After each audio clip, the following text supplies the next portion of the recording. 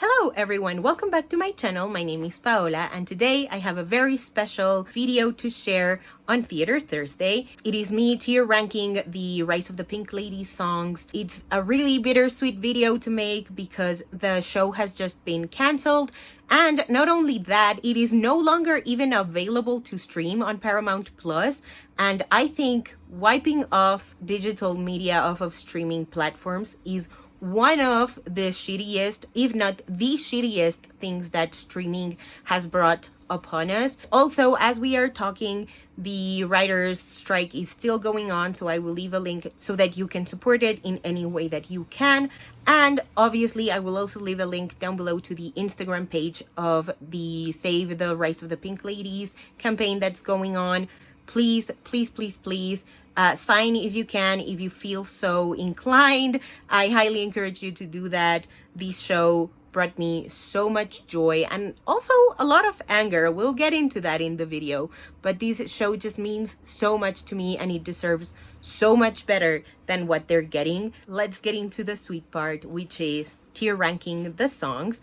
I have a system and I decided to take a page out of the Rise of the Pink Ladies themselves because every episode is titled after a line in the movie Grease. And so for this tier ranking system, I decided to label each tier after a lyric of a song in the musical Grease. So the first one is Automatic, Systematic, Hydromatic, Why It's Greased Lightning. These is for the songs that are top tier, god tier songs that are just really freaking good in context, out of context, lyrically. The person who sings it does an amazing job and I just adore the hell out of these songs. Next tier is It's Got Groove, It's Got Meaning. And this is for songs that I also really enjoy lyrically and in context and maybe even rhythmically, but they are not on par to Automatic, Systematic, Hydromatic, Greased Lightning kind of songs. Tier number 3 is Your Spelling's Kinda Crummy, and this is for songs that are just not all there for me. They're just not my cup of tea, but they are still quite enjoyable. And finally, tier number 4 is There Are Worse Things I Could Do, and this is for songs that I could very much do without. So first up, we got Grease Is the Word. This is the one and only non-original song, and this is the show opener pretty much. This is where we get introduced to our future Pink Ladies in song form, and it was such a great homage to Grease itself. I loved it, but it's just not on the same level as the songs that I'm gonna put in Automatic, Systematic, Hydromatic. So I'm gonna put this one in It's Got Groove, It's Got Meaning. Next up, we got Different This Year, and this one is about how Jane is excited about the next school year that's just about to start. And this one I'm also gonna put in It's Got Groove, It's Got Meaning, just because it's a little bit of a short song and the reprise is like 10 times better. Next up, we got Good Girl Act. This is Olivia's first solo song and it is so freaking good. Cheyenne Isabel Wells, who plays Olivia, can sing her absolute face off. I love her voice to no end, and this is a really cool, really sweet song that she sings to sort of defend Jane against the rumors that are going on about her, and it's like the beginning of their friendship and I really, really love it. So I'm gonna put this one in Automatic, Systematic, Hydromatic, Why It's Greased Lightning. Next up, we got New Cool, which is Cynthia's first song, and it is so freaking good. This is a very clear, obvious nod to Greased Lightning, and it is so freaking good. It is all about what the T-Birds deserve, as in like the reputation, the treatment that they deserve, and it is so flippin' good. Arina Tartomaso, who plays Cynthia, is an amazing singer performer. I love them to pieces. I'm gonna put this one in Automatic, Systematic, Hydromatic. And finally, the last song in episode 1 is Different This Year, the reprise, and this is our Pink Ladies officially forming a friendship and deciding to stand against the status quo when Jane decides to run for president. And this is such an amazing song. I love the way that they sound together. They can do no wrong in my eyes. This is going in the Automatic, Systematic, Hydromatic. Moving on to episode 2, the first song is Girl Gang. And this is a really funny song where the conservative moms are playing telephone pretty much, and they're telling each other about how scared they are about the new girl gang at Rydell who is coming for their children.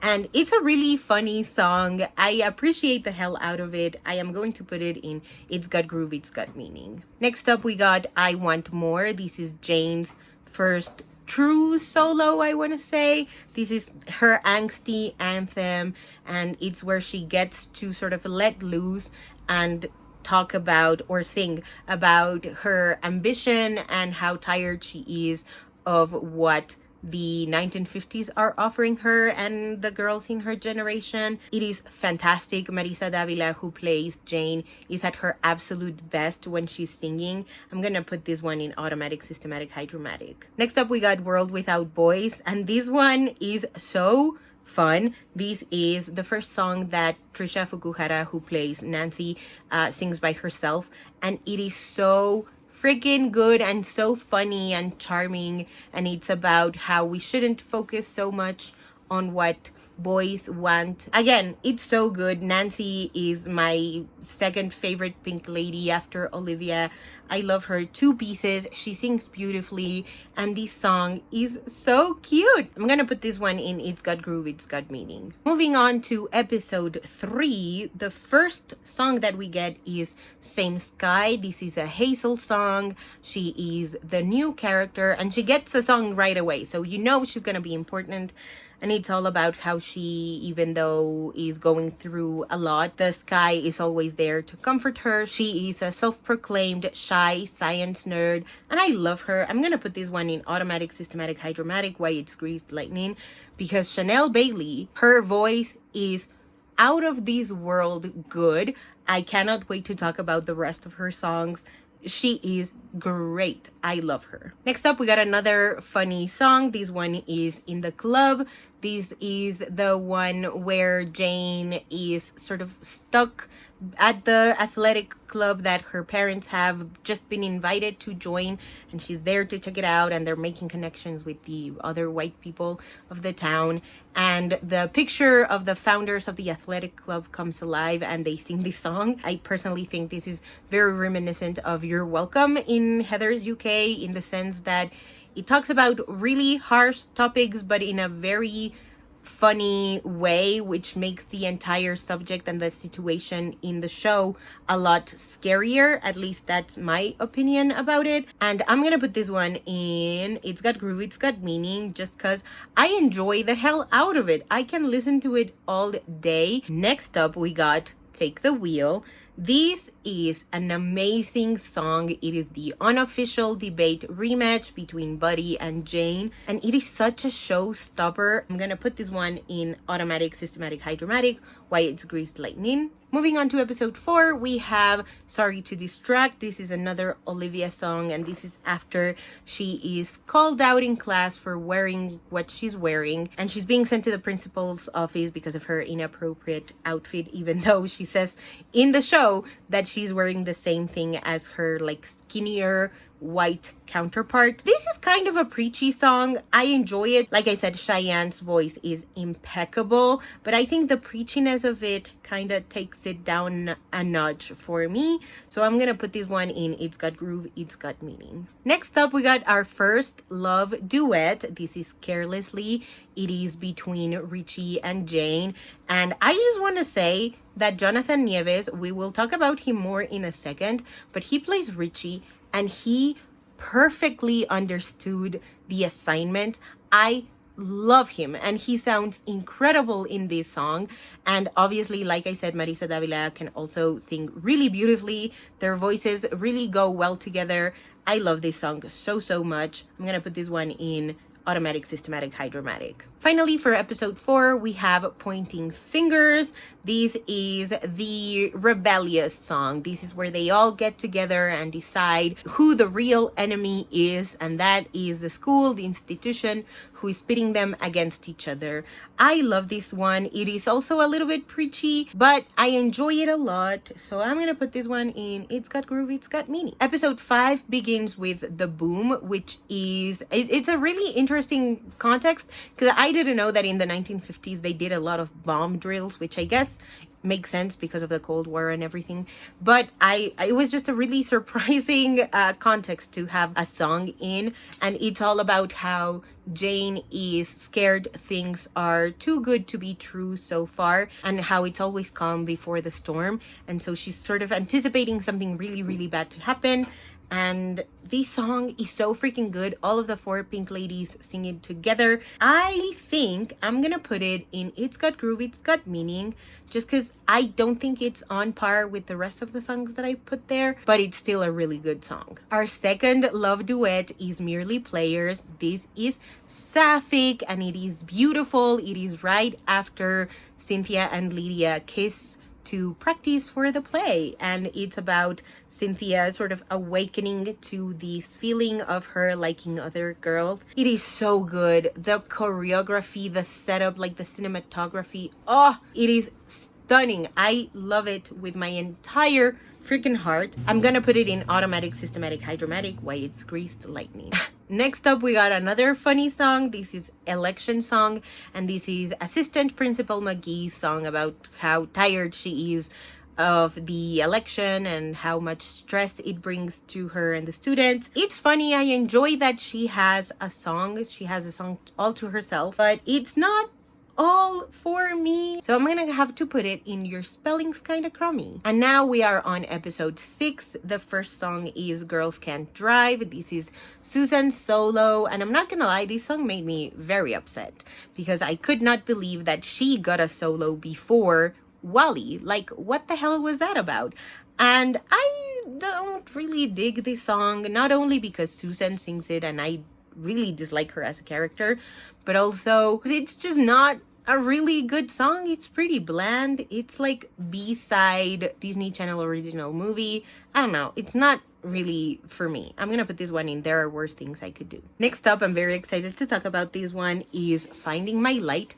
This is Hazel's second solo, and it's about how she is breaking out of her shell and finding her light because Cynthia just dropped out of the play, and now it is on Hazel to play Juliet, and she is amazing. I love the outfit that she's wearing. I'm gonna put this one in automatic, systematic. Next up, we have High Rolling. This is a T-Bird song, and this is after they decide to ditch school, skip school, and go to the casino for bills, thrills, and what is it, chills, thrills and dollar bills. I love this song so much. I love the T-Birds so much. They are one of the newest additions to Paola's home for fictional teenagers. I love them. I love this song. I love the concept of it. I'm gonna put this one in automatic, systematic, hydromatic. Next up, we got Richie's solo, aka Hit Me Again. This is The Boys' angsty anthem, and it is freaking incredible. It is such an angry, vulnerable song that I love with my entire heart. I think Jonathan Nieves fucking nailed it as Richie. I need to see him in more stuff. I need to see him perform live, like in a proper theater, or if he sings his own songs, I am definitely going to see him, because what the hell, the talent, the skills that this kid has are just out of this world. I'm gonna put this one in automatic, systematic, hydromatic. To close out episode 7, we have Pulling Strings. This is Buddy's solo, and this one also made me upset because why has Wally not gotten a solo so far? The context of this song is that Buddy has just found out that his dad rigged the election in his favor, and so he doesn't really know where to stand because he thought he was a really good football player, but then he got injured, so now he's in the drama club and he's the president, and so he thinks he's gonna be good at that, but then his dad just told him that he had to rig it in his favor, so he's just like a really lost kid. And I'm not gonna lie, this song is really good. I feel like it has like Harry Styles vibes, but I really hate that it came before Wally's solo, and I really dislike Buddy as a character. I really cannot stand him, so I'm gonna put this one in There Are Worse Things I Could Do. Episode 8, this is the dance episode, and it kicks off with Crushing Me, which is a song between Nancy and Cynthia, and they talk about how their crushes are very scary to them for very different reasons. Cynthia obviously is because it's a girl and she doesn't know what that means. And Nancy's is potatoes, and she's just like the entire show up until now she's spent disliking boys and feeling like resentful towards them because they just steal her friends from her. And so it's about her dealing with this new feeling of like, what's going on with my heart? It's too much feeling. And this is also quite a short song. I didn't realize how short it was, but it is amazing. I need a longer version of it immediately. I'm gonna put this one in automatic, systematic, hydromatic. Next up, we got Hand Jive. This is a really fun, upbeat song, and it's about the birth, if you will, of the hand jive. And I like it a lot. I was not expecting to enjoy it as much as I did because, again, it's another very clear, obvious nod to the Grease movie. And sometimes those references can look like they are trying a little too hard to be as iconic as the original. But this one is its own thing, and I really enjoy how much fun everyone is having. So I'm gonna put this one in automatic, systematic, hydromatic. Finally, in episode 8, we got my most anticipated Wally solo. It is Land Don't Look So Bad, and it's all about him finding the similarities and the ways in which him and Hazel can complement each other. It is so freaking good. Maxwell Whittington Cooper, pleasing at my wedding, at my funeral. You can do what you did in any context and I will clap. This was freaking incredible. Also, the dancing, the cinematography, the costuming. Oh my god. He's wearing a deep blue suit and she's wearing a sky blue dress because he surfs and she looks up at the sky, and they are coming together so that the land don't look so bad. I love this song so stupid much. This is the best song in the entire soundtrack. I will die on this hill. This is definitely automatic, systematic, hydromatic. Why It's Greased Lightning. Episode 9 kicks off with Face to Face. These are the Pink Ladies in their Cheetah Girls It's Over era, and it's about how they all got what they thought they wanted, but how sort of empty and lonely they feel because they no longer have the Pink Ladies to rely on. This is a really good song. The choreography, the cinematography, everything is amazing. The lyrics are perfect and they sound incredible together. This is automatic, systematic, hydromatic for sure. Next up, we got I'm in Love. This is Olivia's third solo now, and it's about her not knowing if she's actually in love with her teacher or if she just does not know how to be on her own, because in episode, I want to say 1, maybe 2, she gets in trouble and Maggie is about to call her parents, but she's like, no, please don't do that. My mom's gonna put me in St. Bernadette's, which is like an all-girls school, and she's never been to school without her brother. And so now, episode 9, she doesn't have her brother anymore. She doesn't even have her friends anymore. And so she decides it's gonna be a good idea to get married to her teacher. I don't have anything against this song, either lyrically nor vocally. I love Cheyenne. Her performance is amazing, but the context of it pissed me off. It was just nonsensical, and I can talk about that in another Theater Thursday video, but I just dislike the context of this song so much. I'm gonna put this one in There Are Worse Things I Could Do. So, Editing Paola here. I just want to clarify that I don't have anything against portraying teacher-student relationships in media, especially in shows set in the 1950s, and especially given how the show ended. Spoiler alert, Olivia does not get married to her teacher. I just meant that given how all of the other 8 episodes were structured, I never once believed that Olivia was in serious danger to get married to her teacher. Like, the whole show is structured in a very feminist gaze, so I just felt like the stakes were were really low. I never once believed that the writers would let her get married,